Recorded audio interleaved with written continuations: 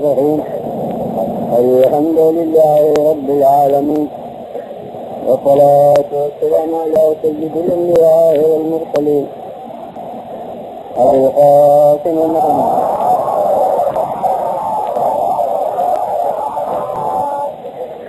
خاتم النبيين وآل الطيبين الطاهرين المعصومين.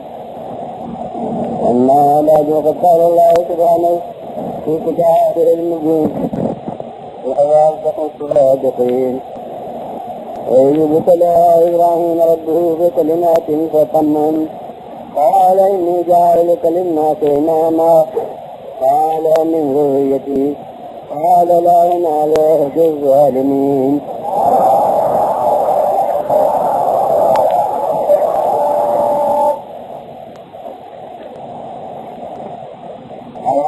دین کا چوتھا دن ہے، اس لیے امامت کا بیان ہونا.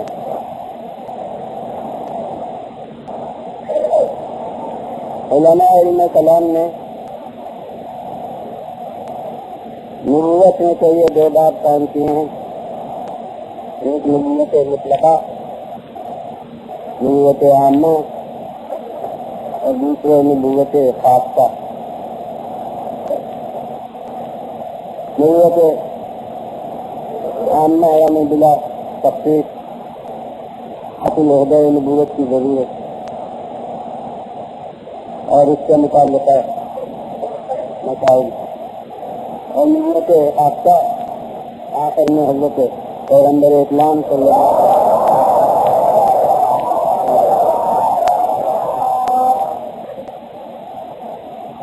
طور پر جہاں تک میری نظر ہے علم کلام کی کتابوں میں امامت کے بارے میں یہ دو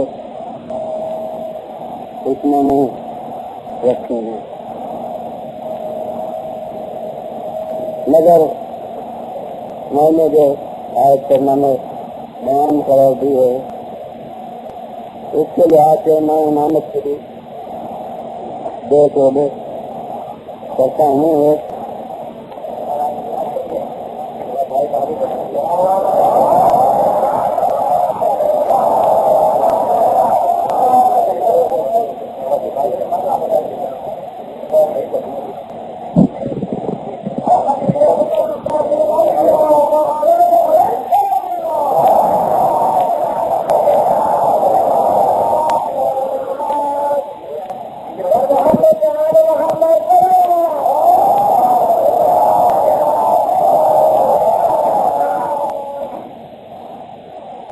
امامت کے بھی میرے نزدیک دو شعبے ہیں، دو حصے ہیں، ایک مطلق امامت اور اس کے تقاضے،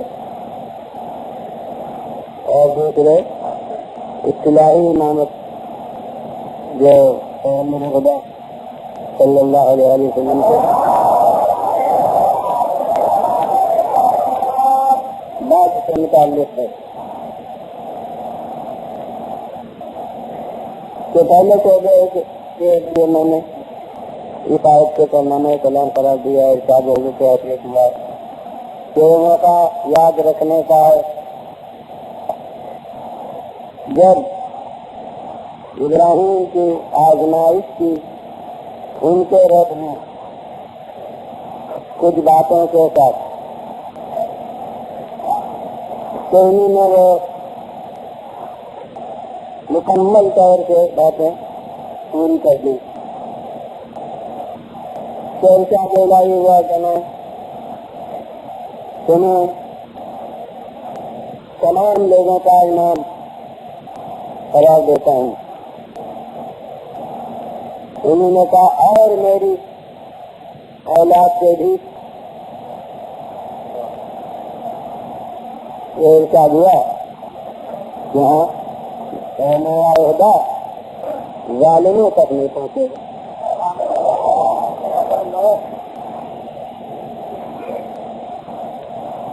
اب اس آیت قرآن کی روشنی میں ہمیں پتہ چلتا ہے کہ خالق کی طرف کا ایک منصب نبوت ہے، جو آدم کے وقت سے شروع ہوا. ایک منصب رسالت ہے جو نوح کے دور سے شروع ہوا. کہا جناب ابراہیم نبی بھی ہیں اور رسول بھی ہیں. اب نبی اور رسول ہوتے ہوئے ارشاد الہی ہو رہا ہے کہ اللہ نے ابراہیم کا امتحان لیا کچھ باتوں کے ساتھ.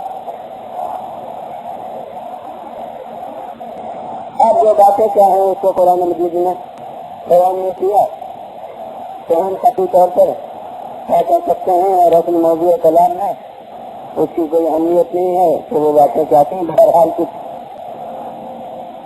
باتیں تھی جن کو خالق نے امتحان کا پرچہ قرار دیا سوالات کا.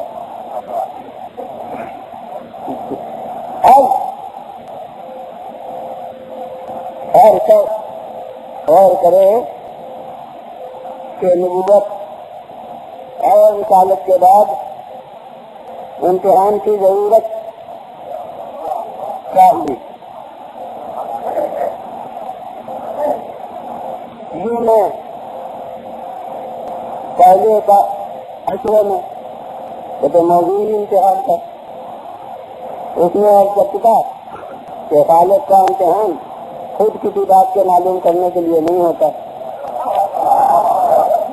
خالق امتحان لیتا ہے اس لیے نہیں کہ خود یہ معلوم کرے کہ یہ آدمی کیسا ہے بلکہ دنیا پر کسی حقیقت کو واضح کرنے کے لیے ناقص کے نقص کو واضح کرنا یا کامل کے کمال کو ظاہر کرنا.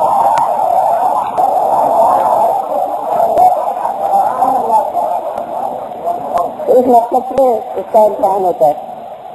تو اب دیکھیے کہ نبوت اور رسالت کے بعد کر دیا جاتا کہ ہم نے تم کو خلق خدا کا انعام مقرر کیا.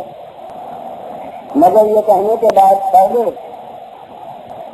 خالق بیان کرنا چاہے کہ ہم نے ابراہیم کا امتحان لیا تو میں کہہ دیا کوئی امتحان اپنے معلوم کرنے کے لیے نہیں ہوتا کہ خود کسی بات کو معلوم کرے. تو اب یہاں یہ امتحان جو لیا وہ اعلان امامت سے پہلے کیوں لیا؟ صرف حقیقت کے اظہار کے لیے کہ اور نبی امامت کے لائق نہیں ہوتا.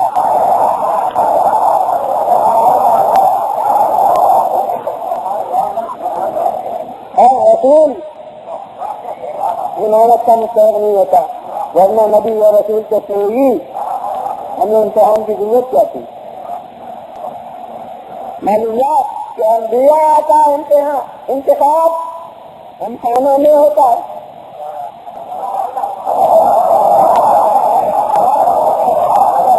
مرسلین کا انتخاب انبیاء میں ہوتا ہے. اور اب جو لوگ سب کرنے والے سے محفوظ رکھیے گا کہ امام کا انتخاب ایسے میں ہوتا ہے جو رسالت سے باہر رکھتے ہیں.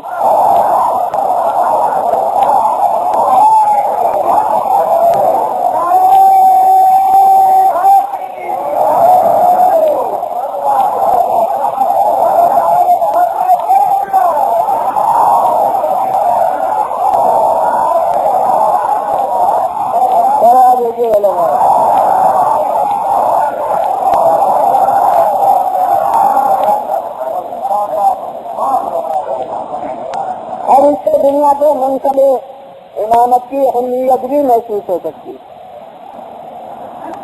یہ منصب کوئی ارزاں چیز نہیں ہے. یہ منصب اتنا بڑا ہے کہ امامت اور رسالت کے بعد بھی یہ توقف نہیں ملتا بلکہ اس کا صلاحیتیں چاہیے رسالت کے بعد کہ ان صلاحیتوں کی بنا پر یہ عہدہ عطا ہوتا ہے.